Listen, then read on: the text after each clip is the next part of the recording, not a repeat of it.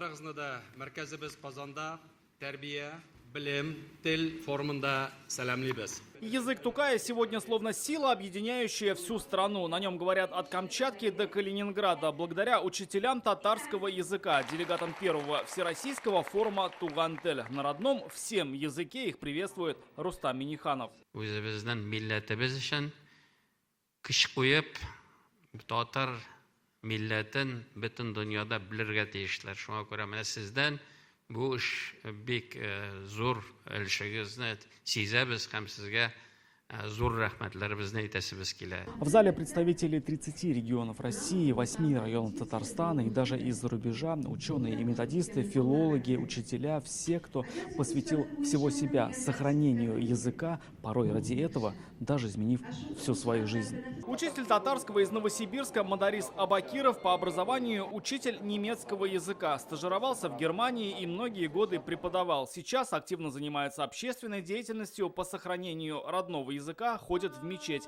и обучает молодежь. Оказалось, у татарского и немецкого много общего. Например, есть такое сходство, что глагол в немецком предложении стоит в конце, так же, как и в татарском языке. Не менее уникальная история учителя татарского языка и литературы из Саратова Розы Ибрагимовой. Она экономист по образованию. 10 лет отработала по специальности. Но в один момент, пройдя переподготовку в Казани, решила обучать языку тукая в одной из татарских гимназий. Я с детства люблю татарский язык, татарскую культуру. И поэтому решила получить вот так вот второе образование. Отдельного внимания заслуживает и история Гамзе Нурналбанд. Девушка родилась и выросла в Турции, но однажды, услышав татарскую народную песню, влюбилась в язык и решила изучить его самостоятельно. Спустя 4 года на татарском она говорит и пишет, как на родном турецком, а теперь еще и преподает.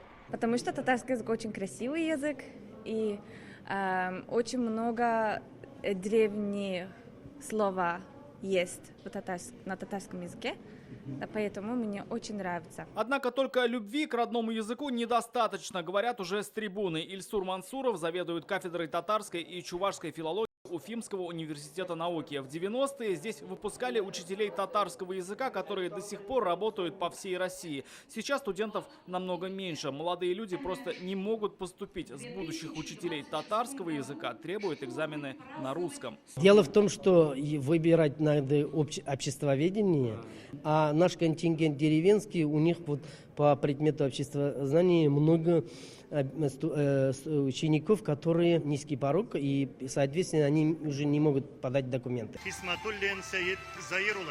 За весомый вклад в развитие и сохранение татарского сегодня вручили государственные награды. Из рук Рустама Миниханова их получили преподаватели и филологи. Шушы юнәлештә безгә киләчәктә дә барырга кирәк, бергә булырга кирәк. Безнең телебез безгә кирәк. Анда кемгәдер кирәк дип уйлыйсы юк. Менә үзебездән башларга кирәк. Гаилә, балалар бакчасы, мәктәп. Аманда укытучының роле бик зур. Укытучысыз булмый. Всероссийский форум проводится в первый раз. Его девизом стали слова «воспитание, знание, язык». Как отметили сегодня, в планах сделать такие встречи регулярными. Рамиль Шайдун, Данил Филатов, ТНВ, Казань.